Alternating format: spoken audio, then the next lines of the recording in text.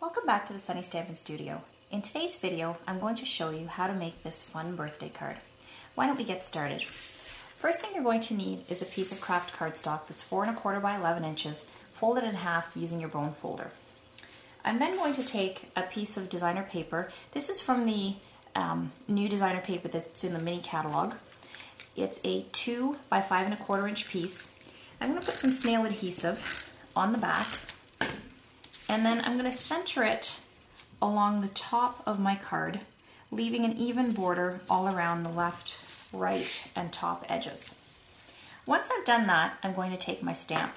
Now these are Stampin' Up's new clear mount stamps. They're absolutely fabulous. They come in this DVD case, and you can see the stamps here on the inside. I've got it mounted to my clear acrylic block, and I'll show you how to do that in a different video. Now I'm going to take some of my chocolate chip classic ink. I'm going to ink up my stamp, same way that you would for a wood mounted stamp. You just want to press straight up and down. And then, looking through my block to help me with my placement, I'm going to stamp it in the bottom left corner of my card, like so. You can now go ahead and set your card aside. I'm going to use Stampin' Up's new scalloped punch. It's a wonderful punch, and this is actually in the Celebration catalog at the moment, and it's something that you can earn when you place a $65 order. It will be in the main catalog that comes out in July. So you're going to take a piece of chocolate chip paper. This is 5 1/2 inches wide by 2 inches. And I'm just going to slide it in, and then you just punch straight down, and then you can see the scalloped edges. Now I am going to go back later when I get to the end and fix that part. So all you do is you just keep sliding it along your punch using these scallops as a guide. And then when you get to once you've scalloped all the way to the end, to fix that part, you just slide it back in your punch. You're going to line these scallops up with the guides on this side, and then you simply punch to fix it.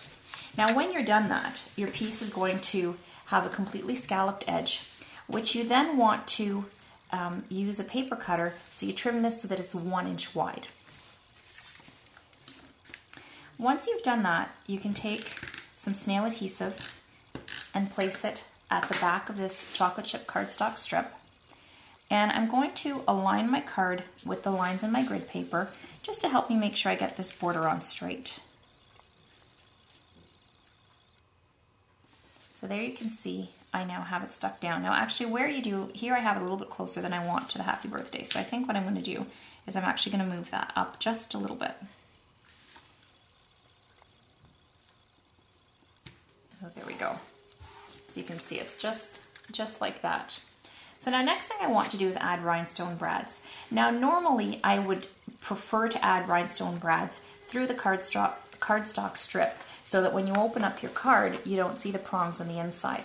Now in this case, because I'm adding 3 brads and it's only on one side of the card, if I do it just on the strip and then I stick it down, it's going to be unbalanced. This part is going to stick up where the prongs keep it elevated from the cardstock. I'll show you how we can fix the prongs on the inside later though.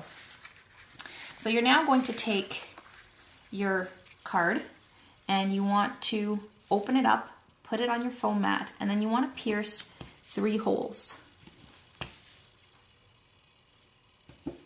And you want to try to space them as evenly as possible. Now the nice thing about brads is because there's a little bit of surface to them, that if your hole, like in this case, I'm not quite as centered as I'd like to be, I can pierce the hole a little bit to the side and still trust that that hole is going to be hidden by the brad. So I'm now going to place 3 brads in here, and I want to use 2 small rhinestone brads and 1 medium-sized rhinestone brad. Oops. So I'm just going to pop them all into the holes and then push them in as far as I can. And then once I've done that, I'm going to take my card and flip it over, and then I'm going to open up the prongs on the back. Now if you need to, you can kind of twist the prongs so that they're all facing the same direction, like so. So I'm now going to flip my card over and just give the brads a little bit of a press. And then just sort of try to angle them with my thumb so that they're facing straight. So your card's now going to look like that. I'm now using a brand new embosslet that's also in the Occasions Mini Catalogue. It's an embossed butterfly folder, and you're going to need to use your big shot for this. And what you're going to do is you're going to take a piece of cardstock that's about 2 inches by 2.5 inches. You sit it inside the embosslet, you close it. You then need to take your multi-purpose platform, which looks like this, and you want to flip it open so that here you can see tab 1. So once you have it open, you're going to take one of your cutting plates. As you can see, mine is very well loved. You're going to place your embosslet on top, then you're going to place a second cutting plate on top, and then you're basically going to feed it this way through your big shot. Now you want to do that for both a vanilla cardstock piece and for a pretty in pink cardstock piece. So you can see this is what it's going to look like, and then after that you simply want to punch out your butterflies. At this point, it's now deciding how many butterflies you want to have on your card and how you want to place them. Now to stick my butterflies down, I'm using mini glue dots because I only want to stick it down in the center because I want to be able to fold up my wings to give it a little bit of added dimension.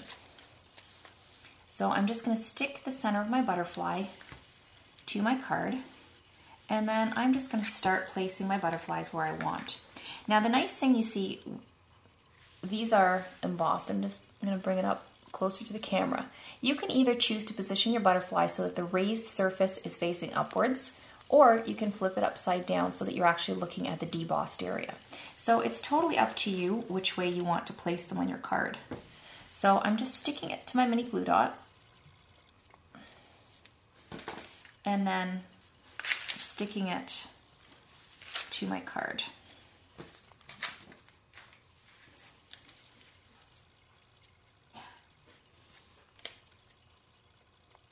Now, as your butterflies get smaller in relation to the size of the mini glue dots, what you may find is that you have to just gently sort of shape the mini glue dot so that it doesn't stick out beyond the edge of the butterfly.